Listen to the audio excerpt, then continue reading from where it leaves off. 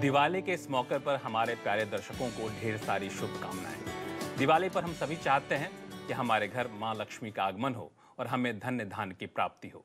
लेकिन जब ये लक्ष्मी टैक्स के रूप में जाती है तो जाहिर तौर पर किसी को अच्छा नहीं लगता है।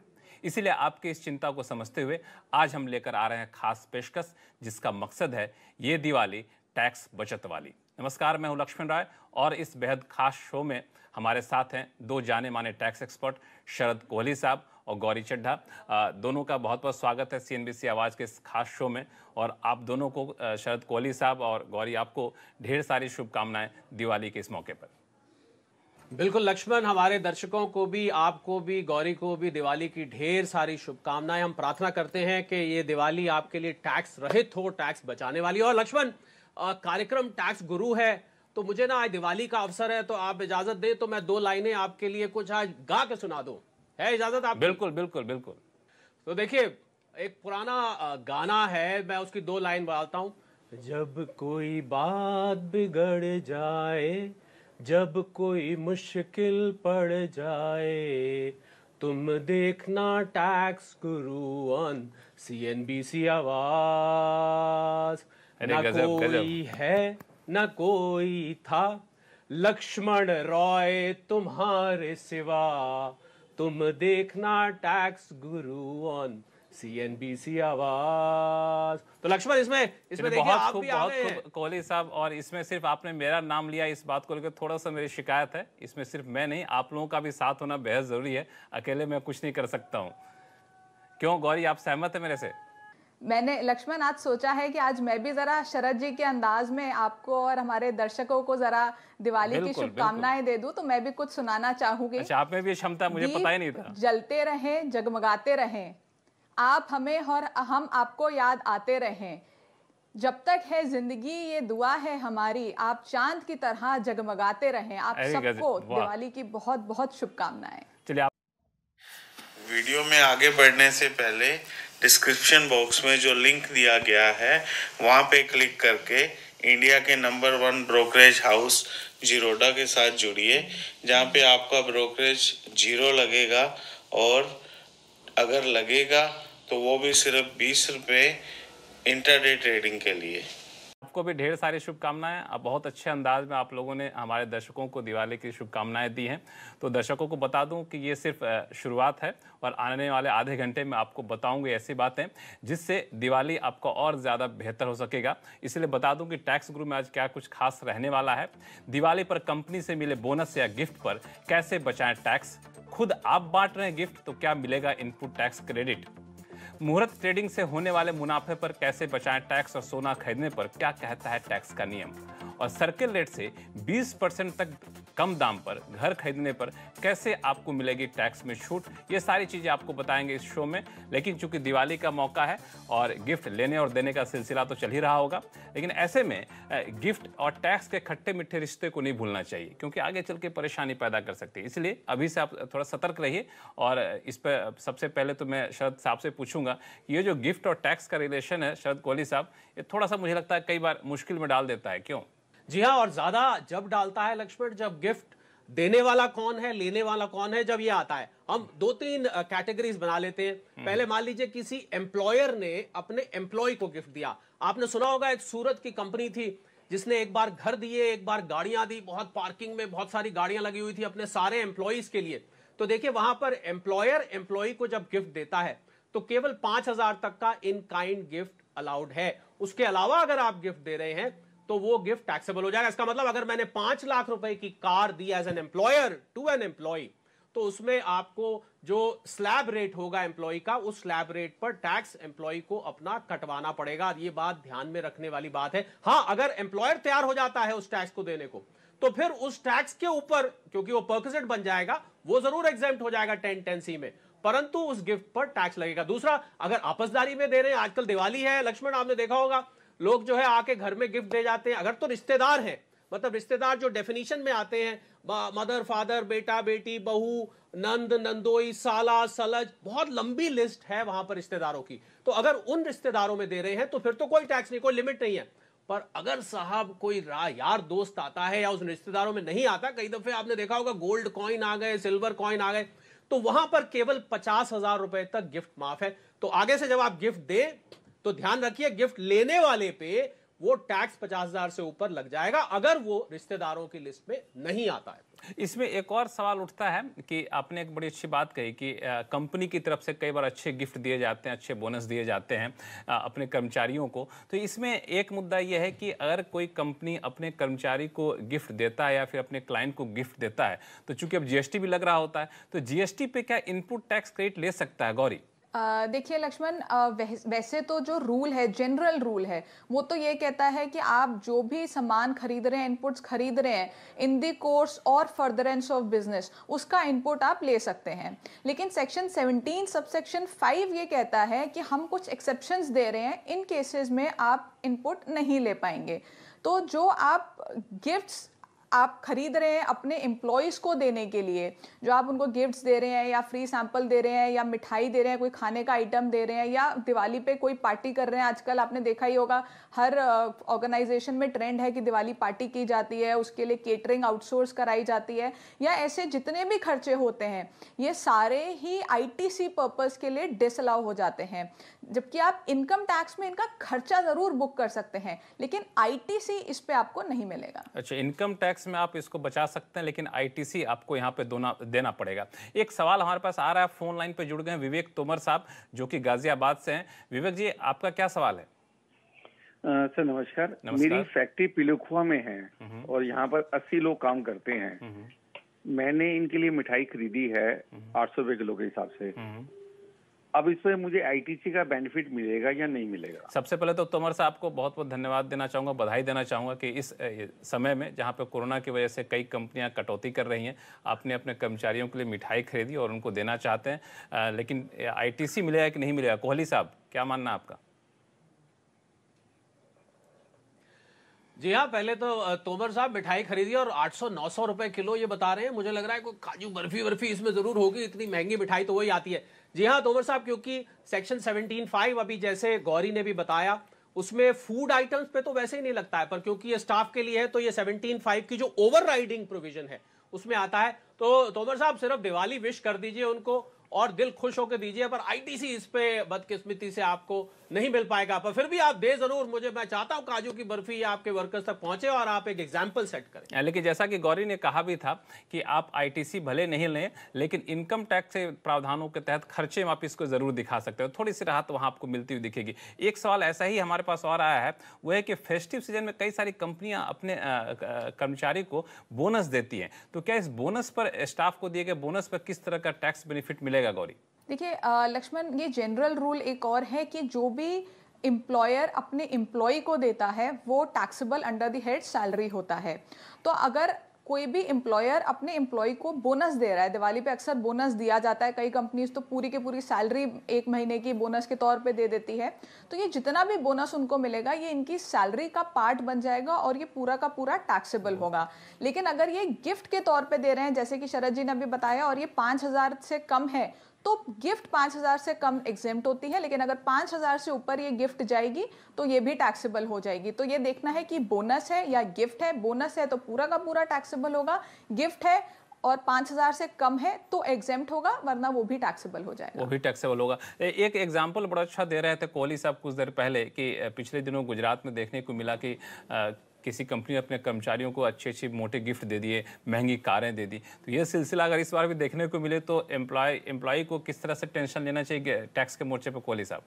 जी हाँ, मान लीजिए मैंने तो वो जो सूरत की कंपनी जिसका मैंने एग्जाम्पल दिया था उसने तो मुझे ये भी सुनने में आया कि एक बार मकान भी बांटे हैं, कारें भी बांटी है, मकान भी। तो ये तैयार रहे एम्प्लॉय, अगर मान लीजिए मकान 20 लाख 25 लाख का है, सूरत में मुझे नहीं पता क्या कीमत का दिया होगा, मान लीजिए 25 लाख का दिया है, तो उस पर 30% टैक्स देने के लिए तैयार हो जाए। पर मैं सोचता हूं लक्ष्मण, बुरी डील नहीं है। अगर मुझे 20 लाख रुपए का मकान 7.5 लाख रुपए टैक्स दे के मिल रहा है तो मेरे हिसाब से बुरी नहीं है। और क्या पता वो एम्प्लॉयर साहब टैक्स भी देने को तैयार हो गए हो, मतलब 20 की बजाय 27.5 लाख रुपए बर्डन बियर करने को तैयार हो गए हो, ये भी हो सकता है। बिल्कुल, ये ध्यान में रखना चाहिए। हालांकि मुझे लगता है कि घर दे दें वही बड़ी बात है, टैक्स कम से कम लेने वाला, घर लेने वाला तो चुका ही देगा इस मौके पे। फिलहाल वक्त है छोटे से ब्रेक का। ब्रेक के बाद आपको बताएंगे गोल्ड और टैक्स के रिश्ते की क्या है बारीकियां, क्योंकि दिवाली के मौके पर कई बार लोग जो है गोल्ड खरीदते हैं या फिर गोल्ड गिफ्ट में देते हैं, गिफ्ट में लेते हैं। ये सारी बातें बताएंगे ब्रेक के बाद।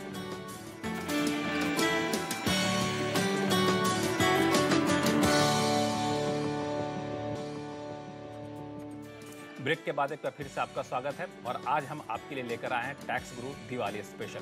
त्योहारों में खासतौर से धनतेरस और दिवाली पर सोना खरीदना शुभ माना जाता है। कहते हैं कि इस मौके पर किया गया निवेश कई गुना बढ़ जाता है। अगर आप भी इस मौके पर सोना खरीदने जा रहे हैं तो पहले जान लीजिए टैक्स के क्या है नियम। गौरी से समझते हैं। गौरी, मुझे लगता है महिलाओं में सोने का क्रेज बहुत ज़्यादा होता है, बेहतर होगा आप ही बताएं कि इसमें टैक्स के नियम क्या कहते हैं।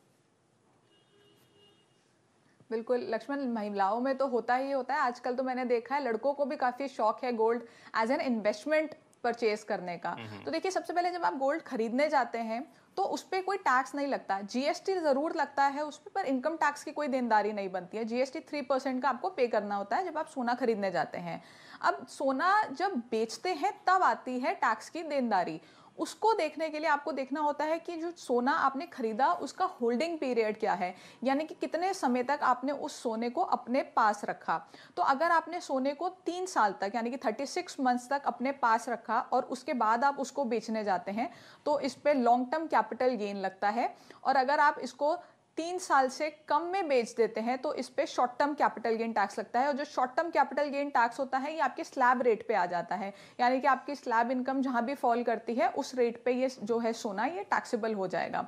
और अगर हम देखें आजकल लक्ष्मण, सोवरन गोल्ड बॉन्ड्स काफी चर्चा में है। तो कई लोग सोवरन गोल्ड बॉन्ड्स खरीदते हैं तो उसकी देनदारी लगभग सेम है। उसमें सिर्फ इतना फर्क है कि जो इंटरेस्ट मिलता है 2.5% का एनुअली, वो interest income from other sources में टैक्सेबल हो जाता है। और अगर आप इसको सोवरेन गोल्ड बॉन्ड्स को पूरे 8 साल तक होल्ड करके रखते हैं और उसके बाद बेचते हैं तो इस पर कोई कैपिटल गेन टैक्स भी नहीं लगता।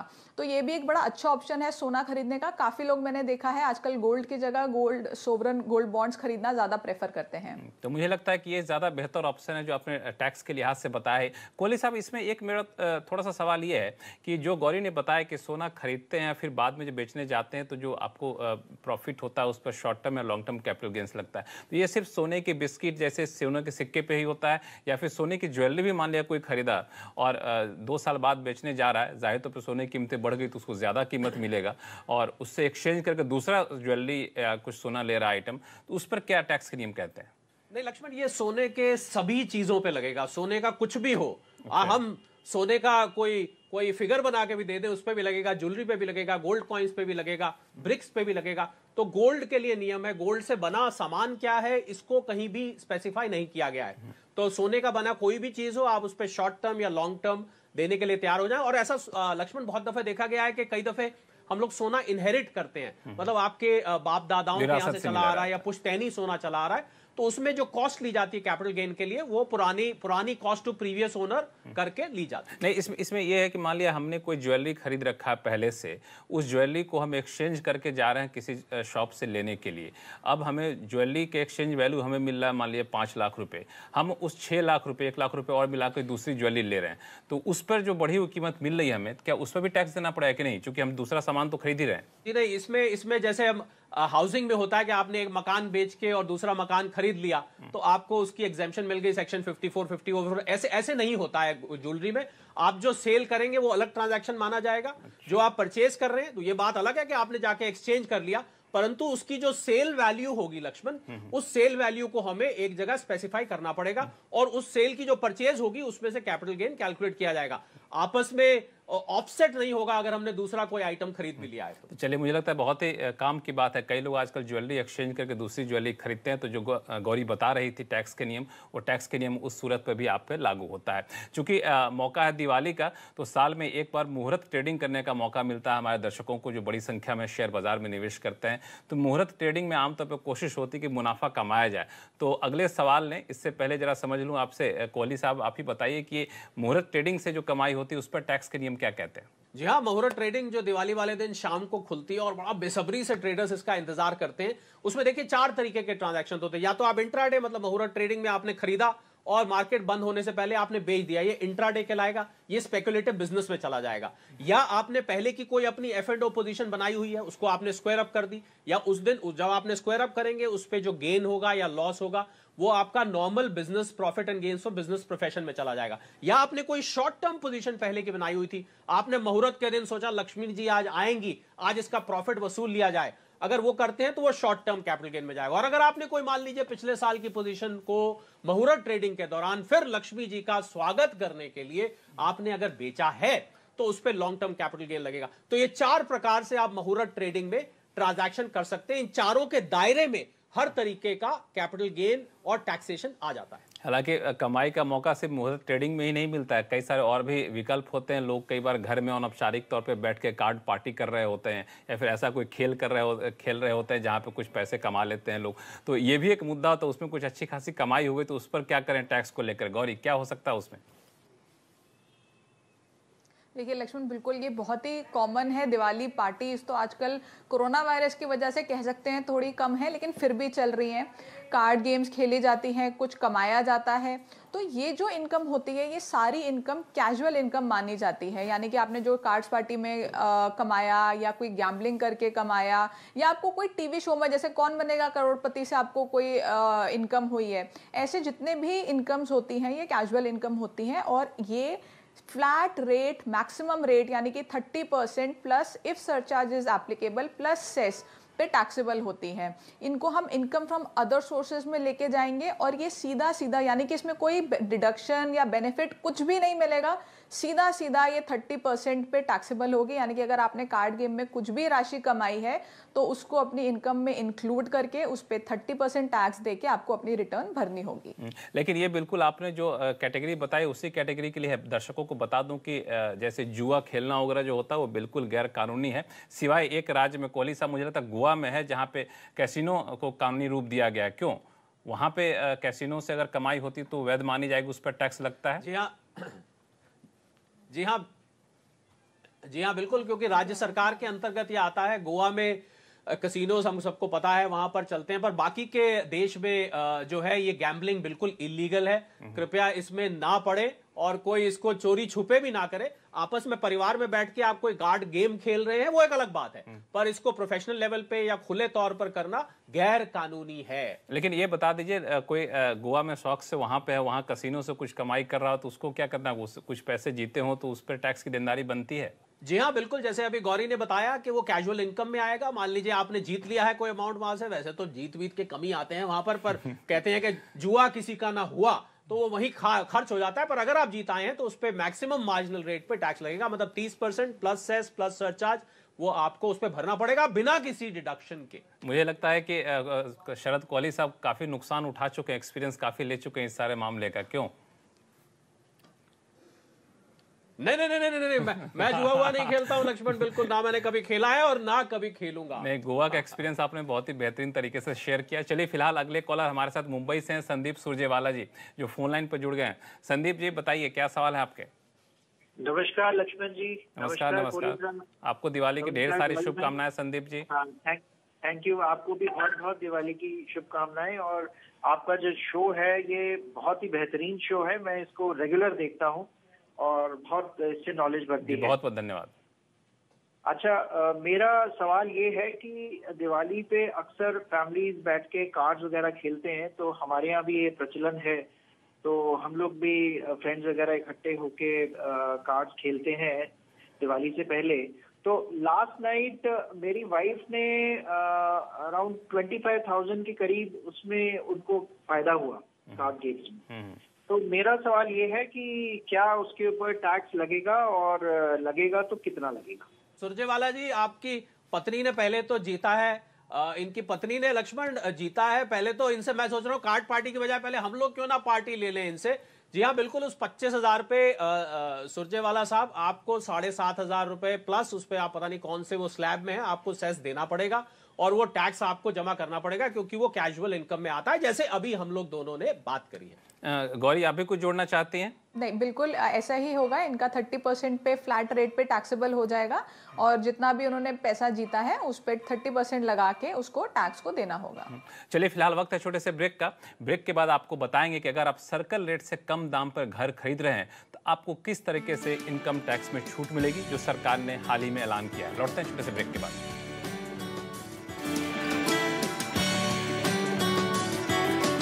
बाद का फिर से आपका स्वागत है। आप देख रहे हैं खास पेशकश टैक्स गुरु दिवाली स्पेशल। कई सारे मुद्दे हैं, लेकिन सबसे पहले आपको बताऊं, सरकार ने हाल ही में ऐलान किया है कि अगर आप सर्कल रेट से 20% तक कम दाम पर घर खरीद रहे हैं तो आपको टैक्स में रियायत दी जाएगी। लेकिन इसको लेकर काफ़ी ज़्यादा कन्फ्यूजन है, लोग इस सरकार के ऐलान के अलग अलग तरीके से इसके मायने निकाल रहे हैं। लेकिन हम आपको बताने जा रहे हैं कि असली में आपको फ़ायदा किस तरीके से मिलेगा, किन शर्तों के साथ मिलेगा और कहाँ फ़ायदा नहीं मिलेगा। कोहली साहब, आप शुरू करिए, बताइए कि ये जो सरकार का ऐलान है इसका फायदा उठाना होगा तो क्या करना होगा, ये ऐलान आखिर है क्या?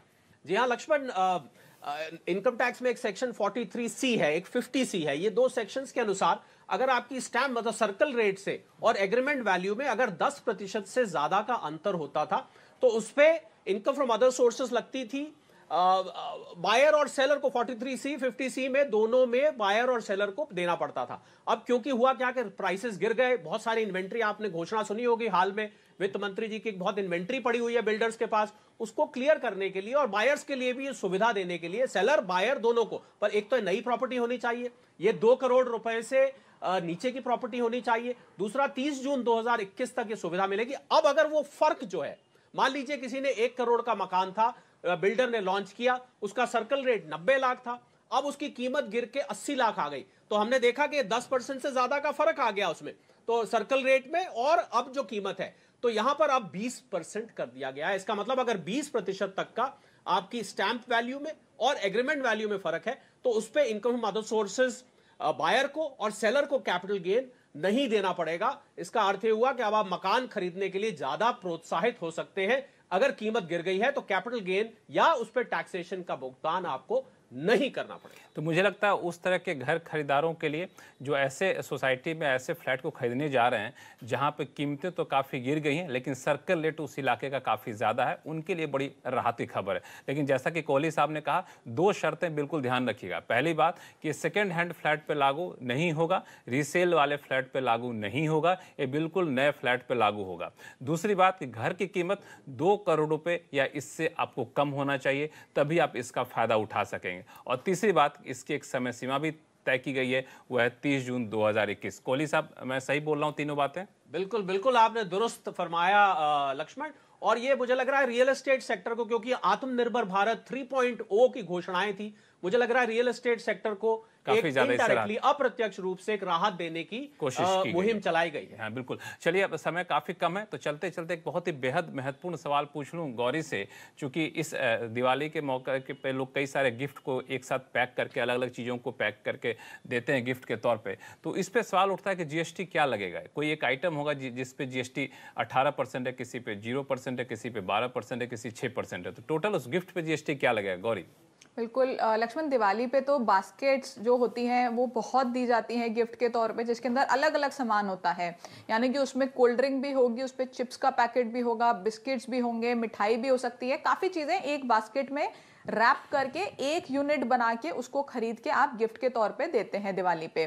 तो इसमें इस कॉन्सेप्ट को हम मिक्स्ड सप्लाई बोलते हैं और इसमें जीएसटी के नियम थोड़े से अलग हैं। अब इसी बास्केट में कुछ एग्जेम्प्ट सप्लाई भी हो सकती है, कुछ 18% की जीएसटी रेट की भी हो सकती है, कुछ 5% हो सकती है। अलग अलग तरह के जीएसटी रेट का सामान इस बास्केट में हो सकता है।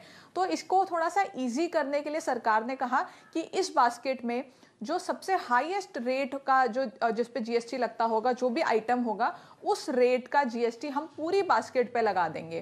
तो यानी कि अगर 18% का आइटम है उस बास्केट पे, तो पूरी बास्केट आपकी जो है वो 18% पे टैक्सेबल हो जाएगी। और उसमें अगर कुछ एग्जेम्प्ट सप्लाई भी है तो वो भी 18% पे चला जाएगा। तो कहीं ना कहीं ये थोड़ा सा जीएसटी का रेट आपको ज्यादा देना पड़ेगा। दिवाली के इस मौके पर भी आप दोनों मेहमानों ने हमारे लिए वक्त निकाला, हमारे दर्शकों के सवालों के जवाब दिए, इसके लिए आपका बहुत बहुत शुक्रिया। और आप दोनों के एक बार फिर से दिवाली की ढेर सारी शुभकामनाएं। तो टैक्स गुरु दिवाली स्पेशल में फिलहाल इतना ही।